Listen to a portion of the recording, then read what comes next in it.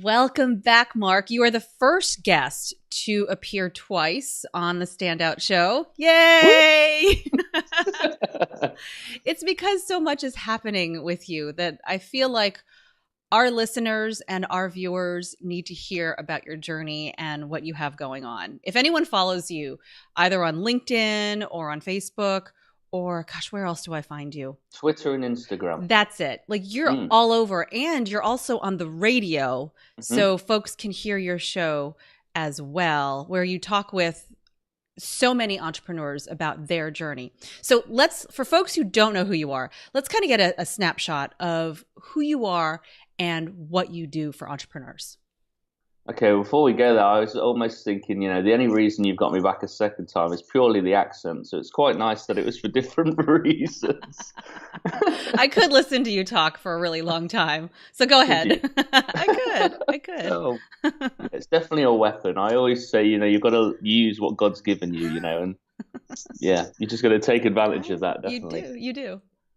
I think, for me, it's, influence is the thing that drives me. And so while I have lots of variety in terms of what I do, I think everything that I do gives me an opportunity and a platform to influence people in a positive way.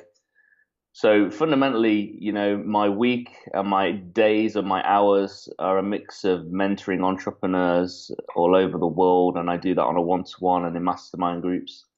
I host a radio show called Talk Business, which I've done for 5 years now on a radio station called Radio Plus Coventry. And I've interviewed thousands of different thought leaders, creatives, you name it. And then I've had the privilege to write for Entrepreneur magazine at entrepreneur.com for the past 18 months. And that's obviously created a great opportunity for me to speak on stages. And I also get to host, some incredible events as well. So, yeah, just that influence and being in that whole realm of entrepreneurship is so exciting, because it's always moving, it's always evolving, it's always pivoting, it's changing its course, it's embryonic, it's incredible. I want to talk about The Pivot, which you mentioned. You're an author as well. And your second book, which is called Plot Twist, is coming out on February 16th. Yep. So you talked about the pivot, and I want to hear more about that part of it. Since you talk with so many entrepreneurs, I mean, boy, you talk to any one of them and you'll know that they pivot from the day they thought they were going to start a business to the day you talk to them. There's a million pivots in all of that. So was that the reason behind this book? Is it more of a personal journey or one that you've pulled together from everyone you've talked with? I think it's both. I always like to write out of a place where I believe I have authority to do so, and I think, because my life, like many of our lives, is one that evolves. This journey, there's setbacks, there's challenges, there's curveballs, there's things that we set out to do and then, things come and challenge us. And I think, I like to write in the here and now. And I was considering, my own business, my own journey, what I've achieved, and really identifying the fact that for me, I really feel like I'm on the first or second step of like a 10-step staircase. And yet some people are like, Mike, you've arrived. And I'm like, you're joking. Like, I'm not walking down the street, I'm walking, to a different planet. I've got lots more that I need to kind of do and achieve. And Plot Twist, which is my second book, is really about, we have visions and goals for our life. Things come from left field and take us in a different direction. And it's very much around stories of where you had to pivot, evolve, and reinvent yourself. I think, the word pivot, a lot of basketball fans, are very familiar with the term, where you're able to move without actually fouling, by overstepping. Right. And I think it's similar in life. Sometimes if we deviate too far from our core, it actually will get us in trouble. But when we learn to twist and to evolve and to maybe shift into a different paradigm or look in a different way, then that's when things start to open up, And so, Plot Twist is going to be very much around that, some of the stories that I had. And I actually came up with the name. It was the last day when I was in Austin, Texas in March 2016. I was there. I was speaking about during South by Southwest, and that was when the name Plot Twist came about. And I kind of talk about that in the foreword in terms of how that came about and what it was, kind of brought me to that point. But it really just kind of got everything I was feeling and thinking, in a nutshell. When I think of a plot twist, I think of and when you kind of put it in terms of somebody's life. So not in like a suspense movie, but like in the terms of somebody's life, it's not always a positive thing. It's not. It's usually you're going through something and you're not getting the results that you want. And like you said with that basketball analogy, before you make a foul, you got to do something. And it's not always in a positive fashion. Like you maybe have to hit rock bottom before you decide to go into a new direction. So I would love to hear about some of the stories, maybe something in your own life where you realized I need to make a plot change. Like something different has to happen because it's not working, or I'm not happy, or something is just not right. Yeah, I think you are right. I think there is plot twists that are, at least you can interpret them as negative and difficult and challenging. Like the death of a loved one would certainly be a plot, a plot Absolutely. twist, where you weren't expecting that. And yet, the reality is death is a part of life, and we're all going to die. So in some ways it's kind of, without being, callous and cold on that, I think, it's important that I always say, stop wasting your energy, and your time and your focus on things you can't control. And a lot of the plot twists we face in life really are most of the time out of our control, and it's how we kind of respond to them. Now, even the most difficult times, I always say to people, your circumstances are temporary and not permanent.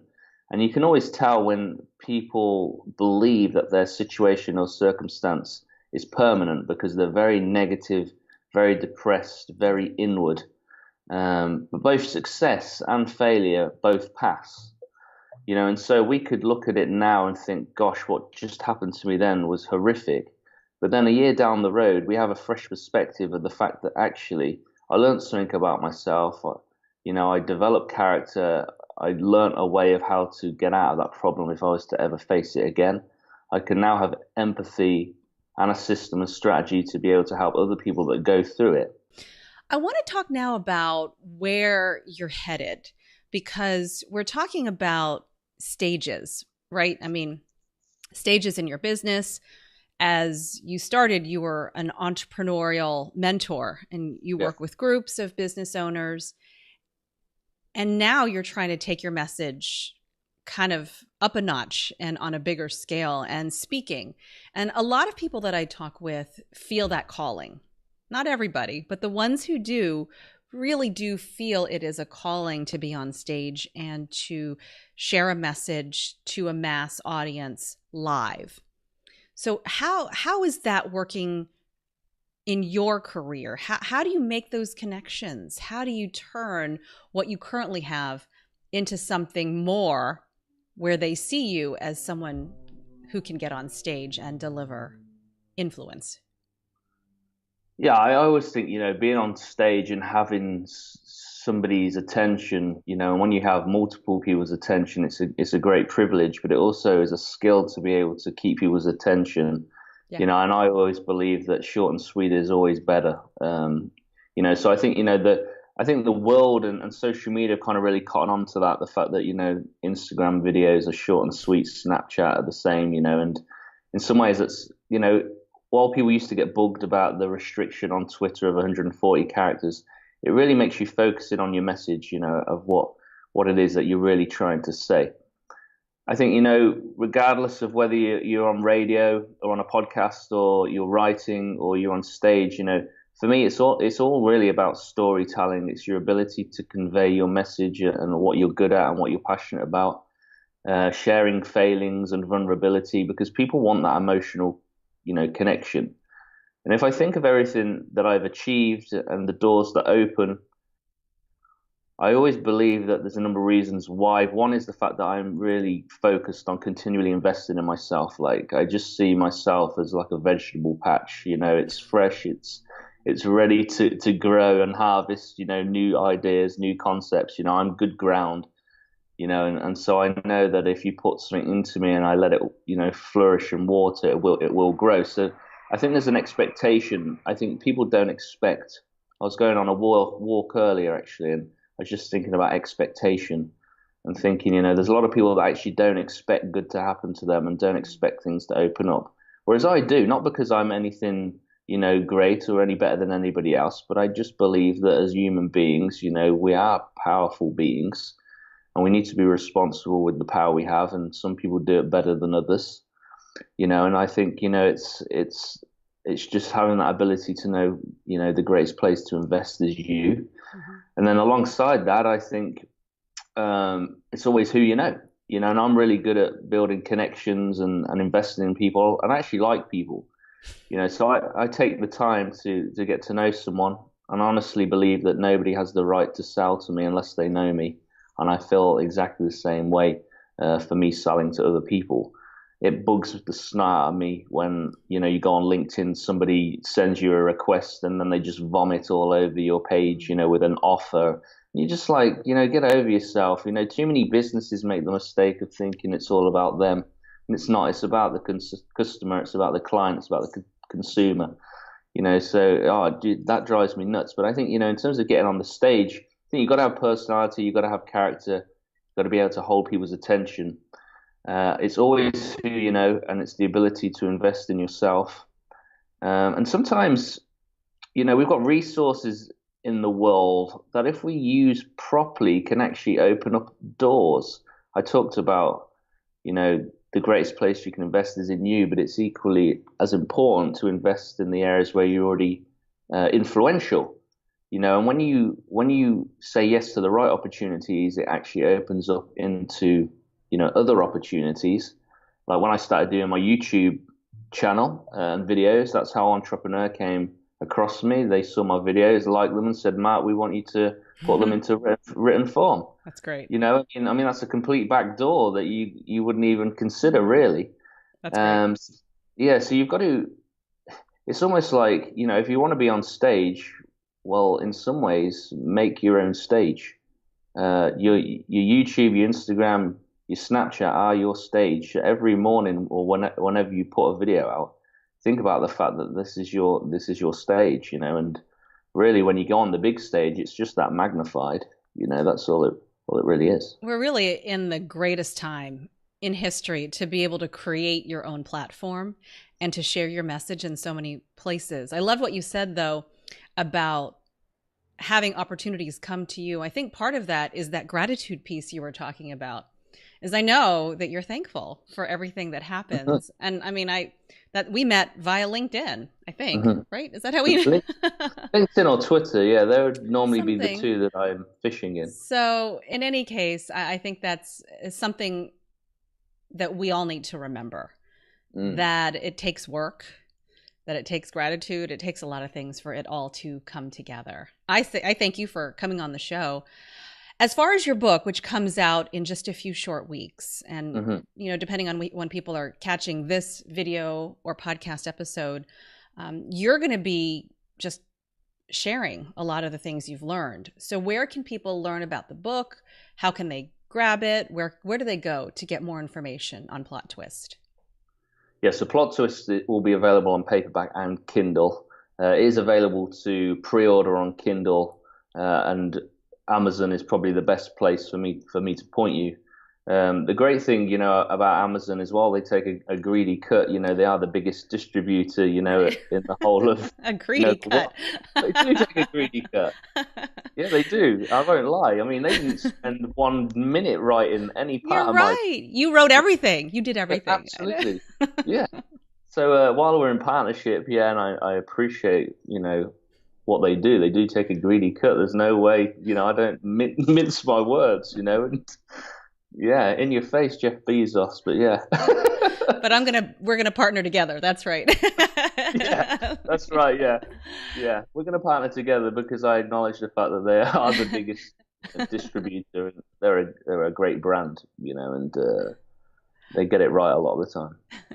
So Amazon, and then I know you're going to be doing a lot of things the day of on February 16th to let people know more about you.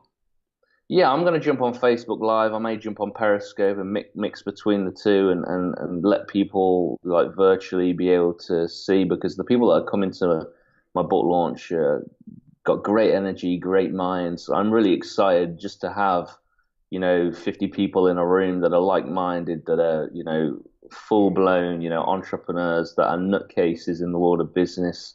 They don't take no for an answer. They're trailblazers. They're wired differently. That in the room is enough. Yeah. Regardless of my book. Holy mackerel. There is a part of me though. I'm thinking, because it's called plot twist. I've got to do something maybe a little crazy. So I am thinking about that. Whether I dress up in drag or something, I don't know. Probably not that, but everything's on the table. So everything's on the table for you to think about, right? Yeah, something that people aren't expecting. Maybe I'll hire a lion or something. Maybe have like some fire breathing something somewhere. That's right. I don't know. Somewhere, yeah. Well, I'll put all the social channels that you're on and places to reach your book. We'll put that on the show notes page at CherylTadMedia.com. Cool. Before we go, and I know this can be as in-depth as you want it to be, but it doesn't have to be. For people who are picking up your book, some of them may be undergoing their own plot twists, are maybe picking it up for, of course, inspiration, for sort of a path forward, for a way to think about looking at new opportunities, scary opportunities, perhaps. What would you say to somebody, just as a closing note to our show? What would you say to somebody who is undergoing a plot twist and needs maybe some encouragement on what is happening next?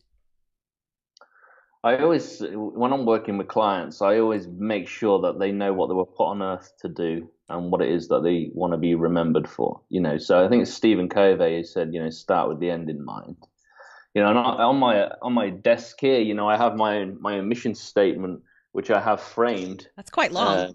That's a long mission statement. Yeah, it is quite long, but it's meaty, and it's something that resonates, and I can read that every morning. And regardless of whether I'm having a stinker of a day or I'm smashing the ball out the park, that is for me the main focus. So even when things knock you off course, I think it was Jim Rohn who said, it's the setting of the sail that makes the biggest difference, in terms of, when the winds come, and if you know where you're going, then, I'm hell-bent, on getting back up and carrying on with where I'm heading, and I think, if you've got that clear, so that would always be my encouragement. Know who you are and know who you are not. Understand what it is that fuels you, that makes your heart jump, that really plays to your strengths and, ignites your fire. And then see how you can take those skills and those passions and what platforms would really help bring that alive. And so for people that are really struggling, I think it's really important that you know who you are, and sadly, some people will never be happy with who you are. But it isn't about those people. It's really about you being true to yourself. I think there was a study that I can't remember exactly all the facts, Cheryl, but it was nurses that basically over a 20-year period had asked people on their deathbeds, what were their number one regrets, and often it was to do with the fact that they didn't be true to themselves, that they did things that was to please other people but left them feeling flat, and they wish they hadn't spent that extra hour in the office but had spent that extra hour around the dinner table at home, and I think, it's really important, without being, all morbid and thinking of death. I also think it's crazy and kamikaze to actually not consider the fact that regardless of your religion or your belief, this time on earth will end for all of us, and we've got to make sure that actually who we are and what we're about really resonates, because it's what we leave in people and not what we leave for them, which will have the biggest impact and will make the biggest sound. Yeah. And I love that quote in Gladiator, it says, what you do on Earth echoes in eternity. It's golden. Right. Legacy. Absolutely. Yeah, yeah. Mark Sephton, thank you so much for your time. Good luck on your book launch. I can't wait. I'm going to smoke it, I tell you. I know you will.